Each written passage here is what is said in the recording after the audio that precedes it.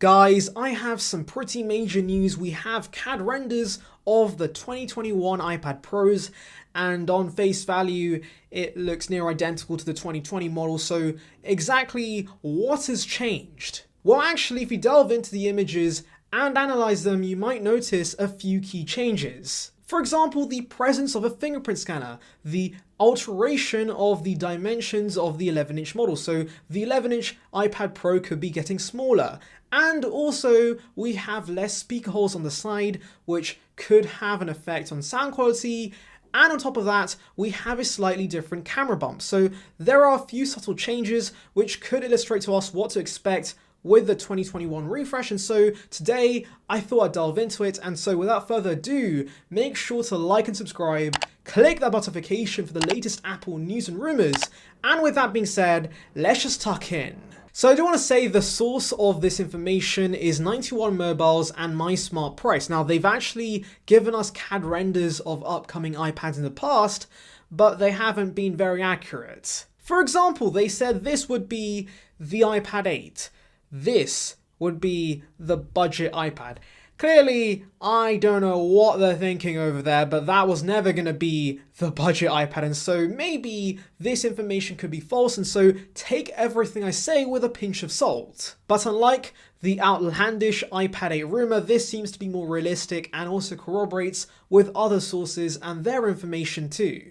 Anyways, delving right in, let's talk about the dimensions of these next iPads. So obviously we've heard that the iPad Pro 12.9 inch will be getting slightly thicker to accommodate the mini LED panel, but clearly in these CAD models there seems to be no mention of this. So that is really odd to me. Either that suggests that maybe Apple can somehow give us a thicker mini LED panel while keeping the same device thickness, which seems unlikely to me. Or maybe, like I've predicted in the past, we might see two versions of the 12.9 inch iPad Pro. One with mini LED, that's a Pro Max, and one with regular LCD like the 11-inch model. By the way, if you want to hear more about my theory on that, check out the video in the icon above. Anyways, coming back to the dimensions, there is actually a change in the dimensions of the 11-inch model because apparently Apple's managed to shave off a couple of millimeters off the width and height of the 11-inch iPad Pro, which is really weird. And yeah, I'm not sure why Apple's exactly done this. One possible theory is that maybe Apple's trying to differentiate the iPad Air from the 11-inch iPad Pro, since I have criticized in the past that these products are way too similar, and so maybe Apple's trying to make the iPad Pro slightly more compact. But I'm just not sure if this is a change that one would notice, because it says it's only going to be a few millimeters, and so realistically I don't think many people will notice much of a difference when they hold this in the hand. But this does get me thinking, what happens to Magic Keyboard support on the iPad Pro? Because of course, the Magic Keyboard is built exactly to the specific dimensions of the 11-inch model we have today, and so if Apple's going to alter that, does that mean that this iPad Pro becomes incompatible with the current Magic Keyboard? Because that would be pretty stupid if Apple makes you buy another Magic Keyboard for an iPad that's ever so slightly smaller. So yes, I am very curious as to exactly how these dimensions will play out and exactly how much of a difference they make to cases and of course feel in hand. But yeah, I guess that's that. Apple's doing that and I guess we have to accept it. Anyways, another really key thing to note about these CAD renders is the power button. It's slightly recessed on the right side, and so it vaguely gives me an idea that maybe we could see Touch ID on this iPad Pro. Now personally, I've always kind of assumed that Apple was giving Touch ID to the Air to kind of differentiate it from the Pro. Face ID being the Pro premium feature and Touch ID being the characteristic of a low-end iPad. And plus, of course, I think Face ID is way more convenient on an iPad than something like Touch ID because, of course, you don't take your iPad outside and so you aren't wearing a mask around your iPad. And so Face ID indoors works perfectly fine. And so I don't really see the point of having Touch ID. But at the same time, Apple's slowly running out of things to change with the iPad Pro, and so maybe because they want some sort of physical difference with this 2021 version,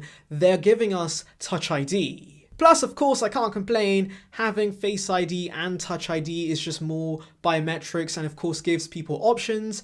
And of course, we should see a similar setup on the iPhone 12s or the iPhone 13. And so I guess Apple wants to unify the lineup, the Pro lineup anyways, and give the combination of Face ID and Touch ID on both lineups. By the way, this difference is noted on both versions of the iPad Pro, so it seems that both versions will have Touch ID scanners. It's not going to be something for the Pro Mini LED version. It's going to be something across the lineup, which is really nice to see. Anyways, another really key thing to note is something I've mentioned in the past, and that is there's going to be less speaker holes on this iPad Pro. So again, I'm not sure why Apple's doing this. Maybe they're making the speakers slightly smaller to accommodate the mini LED panel, but apart from that, I can't really think of many reasons to give us less speaker holes on this iPad. But I think, like I mentioned, maybe Apple's just desperate to change something with this 2021 model, and so I guess because they need some sort of physical difference,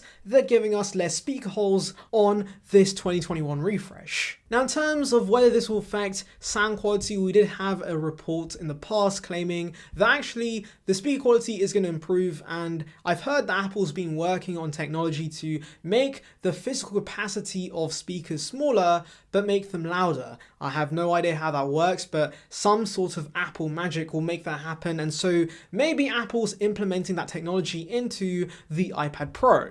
So yes, rest assured, we should still have the amazing sound quality that we've had forever on the iPad Pro.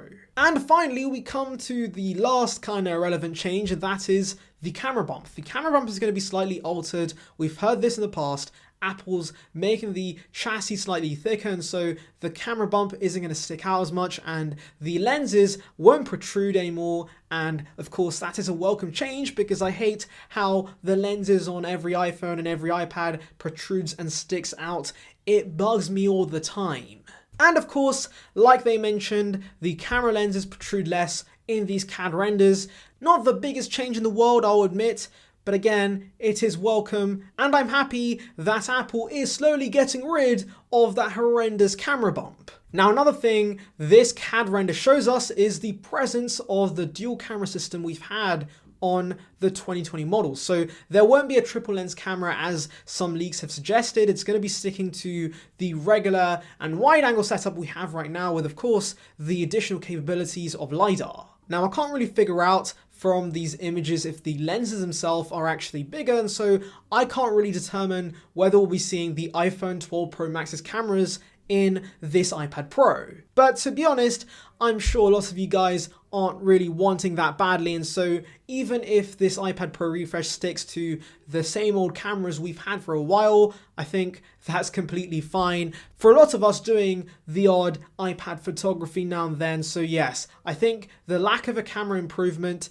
isn't such a huge deal. Now, another really interesting thing they mention that's not related to the design is the fact that 5G could be something for the bigger mini LED model only. So that means not only will mini LED be something for the 12.9-inch model, but also 5G. So pretty much the two biggest features will be exclusive to the biggest model. Now, yes, initially this seems really odd, but I think it makes sense in a way that Apple wants to, of course, incentivize people to go for the biggest and most expensive model. And of course, like I've mentioned many times, we've seen this with the iPhone lineup this year. For example, the 12 Pro Max that has a much better camera system over the rest of the lineup, which incentivizes people to go for the biggest and baddest model. And so in this case, it seems to be 5G and the addition of the mini LED panel that seems to be the premium features over the rest of the lineup. And also, I can see Apple giving possibly additional RAM to the biggest model like they have in the past. For example, with the 2018 model, they gave 6 gigs of RAM to the 1TB edition of the 12.9-inch iPad Pro. And so I can see something similar like that happening here, where the 11-inch model sticks to 6 gigs and the 12.9-inch model gets 8 gigs. And of course, if we go back to John Prosser's initial report about all of this, he does mention the biggest version of the iPad Pro will get 5G, and so this kind of aligns with that, and so I can see this ultimately happening. So yeah, Apple really wants you to buy that 12.9-inch Pro, and again, it seems like maybe Apple's trying to deter people from that 11-inch Pro, because I feel like they do want to replace that 11-inch Pro with the Air, because they are, of course, a very similar size, and so giving more features to the 12.9-inch Pro could make that the more popular model and could possibly ruin sales for the 11-inch Pro, and so Apple can kind of justify killing it off in the near future. Oh, and also, they mentioned the most obvious thing in the world. They say the performance is going to be significantly improved. Oh wow, we didn't see that coming. Oh my god, it just doesn't make sense. Anyways, jokes aside, if you thought the iPad Pro was going to stick with the A12Z for some reason, that's not the case. We're going to be seeing A14X, and that's going to bring some pretty major performance upgrades. So yeah, that's pretty much it in terms of the changes with the iPad Pro in terms of design. And I'll admit, yes, it isn't really that big of a deal. It's not mind-blowing stuff. It's just Apple tweaking little things here and there because they're bored. So yeah, there's that. And honestly, if anything, this kind of shows me how much the iPad Pro has peaked, because of course, the 2018 model kind of felt perfect in a lot of ways. And I think the only thing Apple really has to do left with the iPad is work on the software. I think the hardware is absolutely brilliant, but give us Pro apps on the iPad, give us actual Mac applications or Mac-like applications on the iPad OS platform, and then finally the software will be able to take advantage of the awesome hardware we've had for a couple of years now. Anyways, that's enough of me for today, but tell me in the comments, what would you like to see Apple bring to the iPad's design in the near future? What kind of tweaks would you want to see?